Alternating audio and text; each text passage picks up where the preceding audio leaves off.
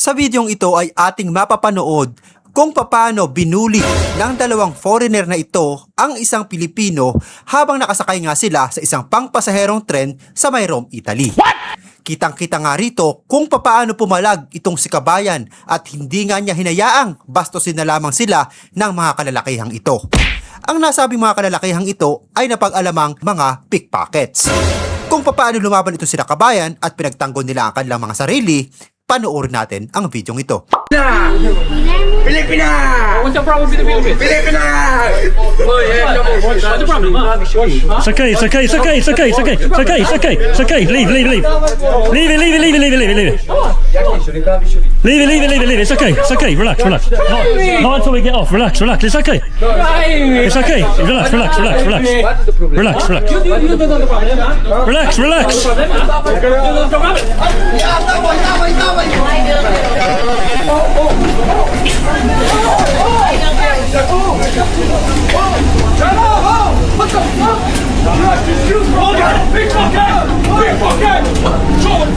Wait, where's my gas?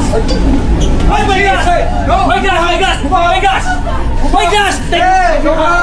Where's my gas? My gas! My gas! Get that gas! Baby! My gas! What's your wallet? Gonna spray you. He's a pickpocket.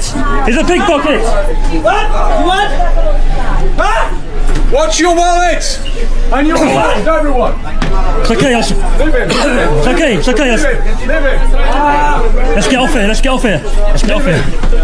You want to steal from people? What's your wallet and your phone, everyone? They're a pickpocket. They're a pickpocket. Sorry, we had to spray them. Sorry. Sorry.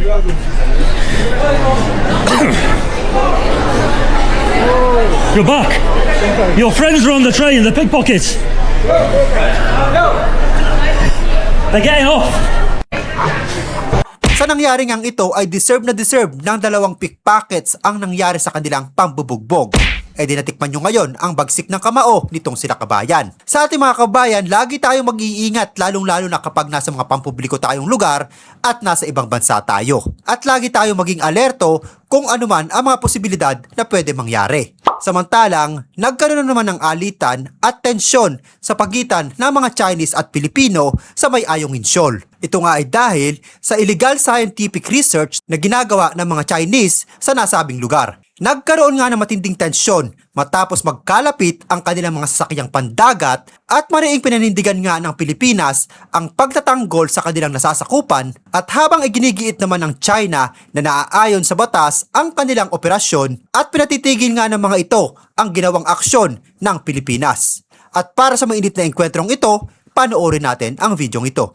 菲律宾详情，这里是中国海警，请与我保持安全距离，否则由此引发后果由你一切承担。哎，离开，离开，等我，走。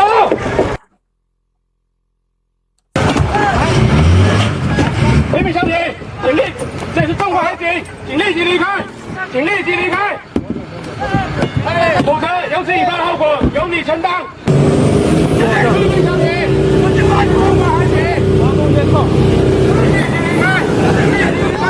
Iba klase rin talaga ang tigas na mukha ng mga Chinese.